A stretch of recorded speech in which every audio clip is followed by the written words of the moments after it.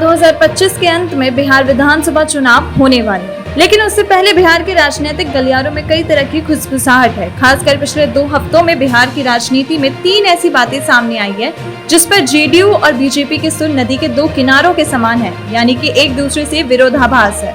वहीं आपको बता दें कि चर्चाएं तो यहाँ तक हो रही है कि इन बातों को 2025 के बिहार विधानसभा से पहले नीतीश कुमार और प्रधानमंत्री नरेंद्र मोदी की दोस्ती में दरार बनेंगे कि नहीं।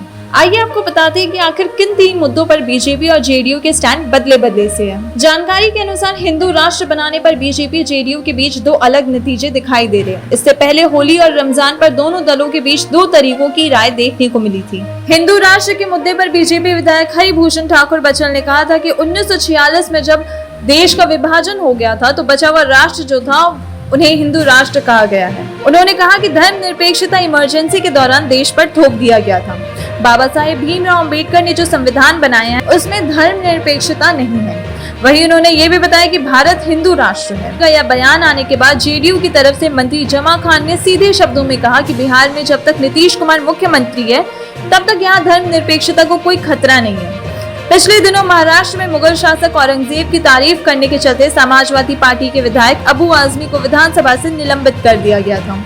इस मसले पर भी बिहार में भारतीय जनता पार्टी और जेडीयू के बीच तलवारें खींच गईं। साथ ही जेडीयू के एमएलसी खालिद अनवर ने कहा कि हमारे देश की राजनीति की यह बदकिस्मती है कि पार्लियामेंट में एकेडमिक चर्चा हो रही है। अगर कोई फिल्म बनाता है, कोई आर्टिकल लिखता है तो उस पर वाद विवाद और चर्चा होना पूरी तरह से शैक्षणिक है। लेकिन देश में जो भी बड़े इतिहासकार बने हैं उन्होंने औरंगजेब के बारे में अलग अलग राय रखी है।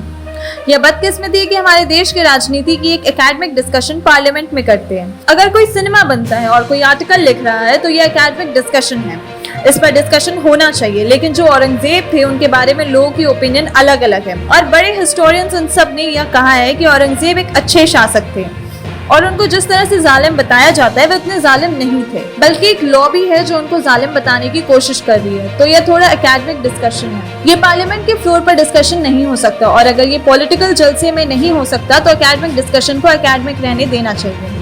और वहीं औरंगजेब के बारे में इस तरह का दुष्प्रचार करके कोई पॉलिटिकल पार्टी क्या हासिल करना चाहती है, मुझे ये समझ नहीं आता। एक राजा था जो चला गया, आप राजा है, हम राजा है, हमें बताना है कि हम देश को क्या देने जा रहे हैं। अब इस तरह का डिस्कशन नहीं होना चाहिए। इसी बयान पर जवाब देते हुए बीजेपी नेता और बिहार सरकार में मंत्री नीरज कुमार बबलू नाराज हो गए और सीधे सीधे शब्दों में कहा कि आज देश में जो भी औरंगजेब की तारीफ करते हैं उनके खिलाफ कार्रवाई होनी चाहिए। बीजेपी सांसद मनोज तिवारी ने भी पटना आकर कहा कि जो भी औरंगजेब का समर्थन करता है उनको इंगित कर उनके खिलाफ उचित कार्रवाई करनी चाहिए। आपको बता दें कि इन 3 बातों के अलावा बिहार एनडीए गठबंधन में सबसे बड़ा सवाल ये है कि बीजेपी के बड़े नेता खुले मंच से नीतीश कुमार को आगामी चुनाव में मुख्यमंत्री का उम्मीदवार क्यों नहीं घोषित कर रहे हैं। साथ ही बीजेपी के प्रदेश अध्यक्ष दिलीप जायसवाल और वरिष्ठ मंत्री प्रेम कुमार ने जिस तरह से कहा कि बिहार विधानसभा चुनाव नीतीश कुमार के चेहरे पर लड़ा जाएगा, लेकिन मुख्यमंत्री कौन बनेगा इसका फैसला चुनाव के बाद ही होगा। इससे पहले अमित शाह ने भी इसी तरह का बयान दिया था कि प्रधानमंत्री नरेंद्र मोदी ने भी हाल ही में बिहार दौरे के दौरान नीतीश कुमार को लाडले मुख्यमंत्री कहकर संबोधित कर चुके हैं, लेकिन उन्होंने मंच से नीतीश कुमार को मुख्यमंत्री का चेहरा नहीं बताया। दूसरी तरफ पहले से ही लालू प्रसाद यादव ने मंच से नीतीश कुमार को साथ आने का ऑफर दे चुके हैं। हालांकि तेजस्वी यादव ने हाल ही में नीतीश कुमार के साथ आने की किसी भी संभावना का खंडन किया था। आपको बता दें कि लोकसभा चुनाव से ठीक पहले जब जेडीयू और बीजेपी नेता साथ आई थी तब पार्टी के वरिष्ठ नेता राजीव रंजन उर्फ लल्लन सिंह ने कहा था कि नीतीश कुमार बिना धर्म जाति देखकर विकास कार्य करते, लेकिन मुस्लिम समाज जेडीयू को वोट नहीं देता है।